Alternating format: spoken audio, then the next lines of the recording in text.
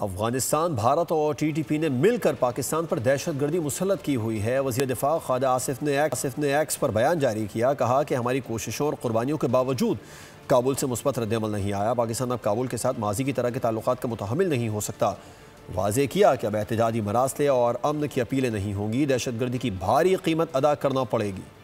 5 साल तक अफगान तालिबान को समझाते रहे कि अच्छे पड़ोसी बनकर रहे, अपनी सरजमीन दहशतगर्दी के लिए इस्तेमाल न होने दें, लेकिन अफगान हुकूमत ने कान न धरे। 2021 में तालिबान के इख्तिदार में आने के बाद से अब तक पाकिस्तान ने क्या क्या इकदामात किए, वज़ीर दिफा ख्वाजा आसिफ ने तफसीलात ट्विटर पर शेयर कर दी। लिखा कि वज़ीर खारजा ने काबुल के 4 दौरे किए। वज़ीर दिफा और ISI हुकाम 2 बार अफगानिस्तान गए। नुमाइंदे खुसूसी और सेक्रेटरी ने 5-5 दौरे किए। नेशनल सिक्योरिटी एडवाइजर भी अफगानिस्तान गए। ज्वाइंट कोऑर्डिनेशन कमेटी के 8 इजलास हुए। 225 बार फ्लैग मीटिंग्स हुई। 836 एहतजाजी मरासले भेजे गए।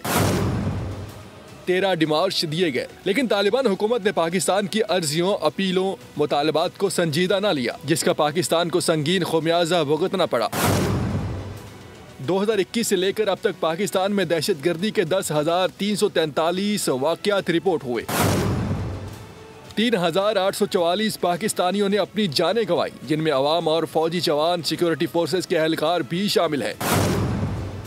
वज़ीर दिफा ख्वाजा आसिफ ने लिखा, 5 साल में हमारी कोशिशों, कुर्बानियों के बावजूद काबुल से मुस्बत जवाब नहीं आया। अब अफगानिस्तान भारत की प्रॉक्सी बन गया है।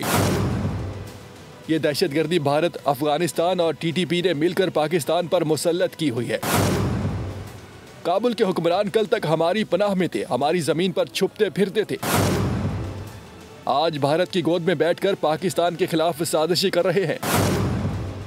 वज़ीर दिफा ने वाज़े किया कि बहुत हो चुका, पाकिस्तान अब काबुल के साथ माजी की तरह के ताल्लुकात का मुतहम्मिल नहीं हो सकता।